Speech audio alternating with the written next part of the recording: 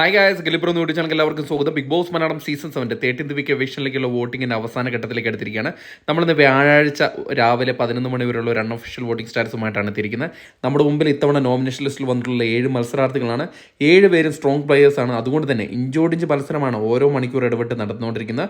അതുകൊണ്ട് ആര് പുറത്താകുമെന്നും ഇതുവരെ നിർവചിക്കാൻ പറ്റാത്ത ഒരു സാഹചര്യമാണ്. നിങ്ങൾക്ക് ഇഷ്ടപ്പെട്ട മത്സരാർത്ഥികൾക്ക് വേണ്ടി നിങ്ങൾ ജിയോ ഹോട്ട്സ്റ്റാർ ആപ്പിൽ കയറി തന്നെ വോട്ട് ചെയ്യുക.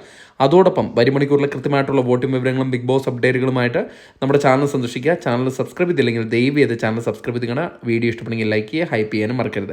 ഇന്ന് രാവിലെ 11 മണിയുടെ വോട്ടിംഗ് റിസൾട്ടിൽ 1ാം പൊസിഷൻ അത് അനീഷ് തന്നെയാണ് കീഴ്പ്പെടുത്തി വെച്ചിരിക്കുന്നത്. അനീഷ് തരംഗം തന്നെ സൃഷ്ടിച്ചിരിക്കുകയാണ്.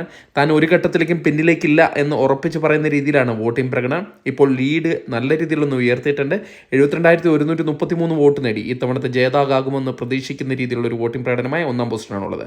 2ാം പൊസിഷനിൽ അനുമോളാണുള്ളത്. അനുമോൾ തൻ്റെ വോട്ടിംഗ് നില നല്ല രീതിയിലൊന്നും മെച്ചപ്പെടുത്തിയിട്ടുണ്ട്.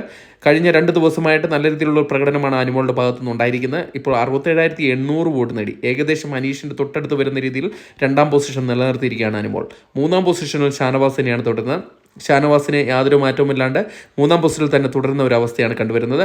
50,876 വോട്ടാണ് നേടിയിരിക്കുന്നത്. അനുമോളിനെ എത്തിപ്പിടിക്കാൻ ഇതുവരെയും സാധിച്ചിട്ടില്ല. 4ാം പൊസിഷനിൽ ആദിലയാണുള്ളത്. ആദിലയും തരക്കേടില്ലാത്ത ഒരു വോട്ടിംഗ് പ്രകടനമാണ് കാഴ്ചവെച്ചുകൊണ്ടിരിക്കുന്നത്. നൂറയുടെ സപ്പോർട്ടാണ് ആദിലയ്ക്ക് ഇത്രയും വോട്ട് നേടിക്കൊടുക്കാൻ സാധിച്ചത്. അതുകൊണ്ട് തന്നെ ഇത്തവണ സേവ് ആകുമെന്ന് പ്രതീക്ഷിക്കുന്നു. 45,645 വോട്ട് തന്നെ 4ാം പൊസിഷനാണുള്ളത്.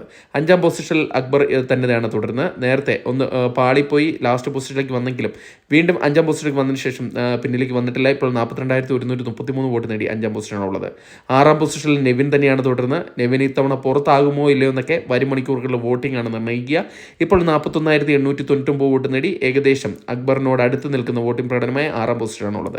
7ാം പൊസിഷനിൽ സാബുമാനാണുള്ളത്. ഇത്തവണയെങ്കിലും പുറത്താകുമെന്ന് തന്നെയാണ് പ്രതീക്ഷിക്കുന്നത്.